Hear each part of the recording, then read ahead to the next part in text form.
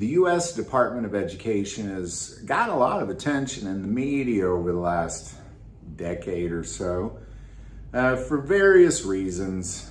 Personally, I've been a teacher for a couple decades, been a principal, head of school, and have dealt with the Department of Education on so many levels, and even worked with them at times on various projects.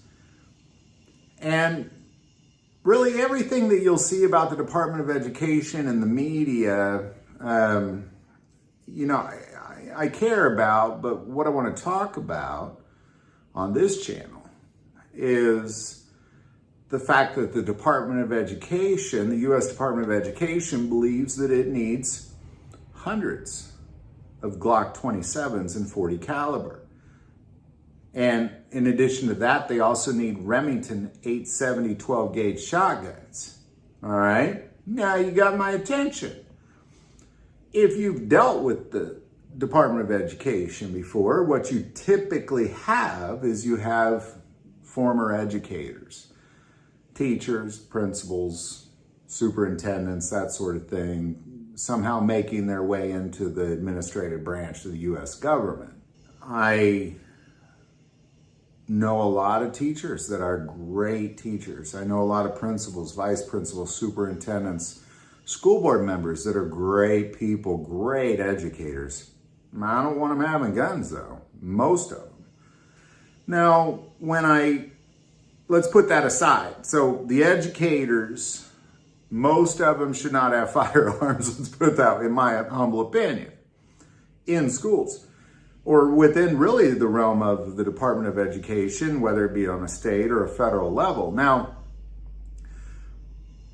why do they have guns? And this is really kind of the source of this particular video, is to answer that question. Why do they have guns? Why do they have shotguns? Why do they have .40 caliber Glocks?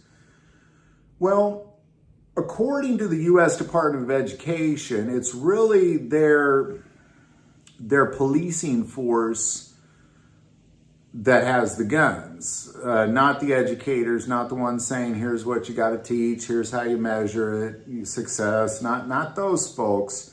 It's the internal group that really investigates fraud, mostly financial fraud within the Department of Education, financial fraud within the education system, because there's hundreds of millions of dollars, if not billions of dollars, going out every year to school districts around this country, and there's clearly fraud being, that you're going to deal with.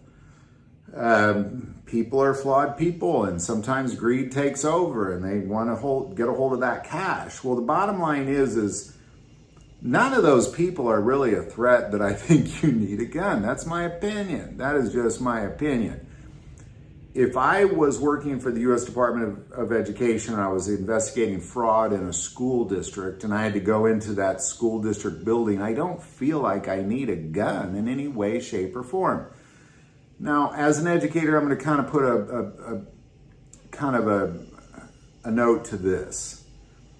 There's been a lot of schools that I personally worked at that I felt safe in because I was part of that community, and that, all the kids knew me. So even the dangerous ones, they liked me. Like, they weren't going to hurt me. I felt very safe there. More so, they'd probably protect me. But if I was just a random person walking into that neighborhood and into some of those schools, I would wish I had a Glock on me, just being honest. I remember talking on the phone with somebody one time who was threatening to come up to the school and deal with me, and I laughed at him. I was like, come on up, man.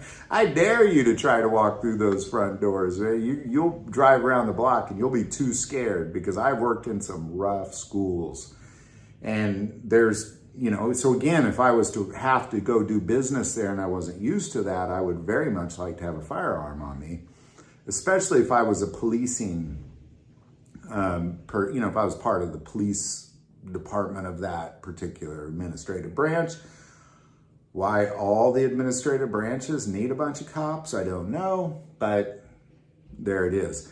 in my humble opinion, the Department of Education should really be leaning on like the FBI, Homeland Security, the Department of Justice, that sort of thing to deal with these things.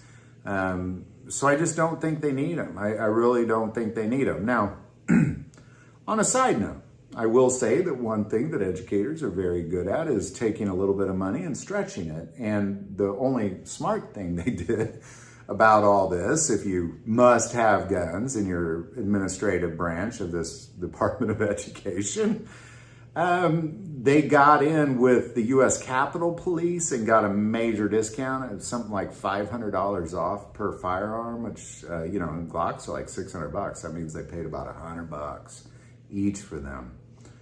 I guess in the end, they say they need it to be able to investigate without fearing for their lives. I understand. I like to have a sidearm on me wherever I go. If I go to the ice cream store, I like to have a sidearm on me. So I don't want to ever say, well, they don't need guns, because I think everybody does in America, in my humble opinion. But I just don't think they should be policing anything. Like, why, they just write curriculum and stuff. Like, stop trying to be a police force. Turn those, if somebody committed fraud within the U.S. Department of Education, turn it over to the Department of Justice. That's what the Department of Justice is for, in my humble opinion. So I believe it's just, I think it's all nonsense. I don't think the Department of Education should have guns. I don't think that the Railroad Commission should have guns. I don't think the U.S. Department of Agriculture should have guns. But all of the administrative branches of the U.S. government right now are heavily armed, including the U.S. Department of Education. You have a Glock 27 and a Remington 870 on you, you're doing pretty good. You're doing pretty good. That's plenty of arms to handle most situations that you might find yourself in. And I guess I come back to the Remington 870 shotguns are the ones that really I struggle with, because if you find yourself in a situation where you need to draw a sidearm, that's one thing, but you're gonna go back to your car and get a shotgun and come back in? Like, come on now. That's what the Department of Justice is for, and the FBI, that sort of thing. So if you fraud the U.S. government, give it over to the real cops. Any thoughts or insight on any of that, definitely put that below. I do want to take a moment and say to the most who watch the channel, hey, they're not subscribers, click that subscribe button. It greatly increases the algorithm and our ability to get these messages out. That link is also below. But the most important part of this channel, we take prayer requests. So please don't ever, ever hesitate to send that in. Thank you for watching this episode of God, Family, and Guns. And as always, love God, love your family, and love guns.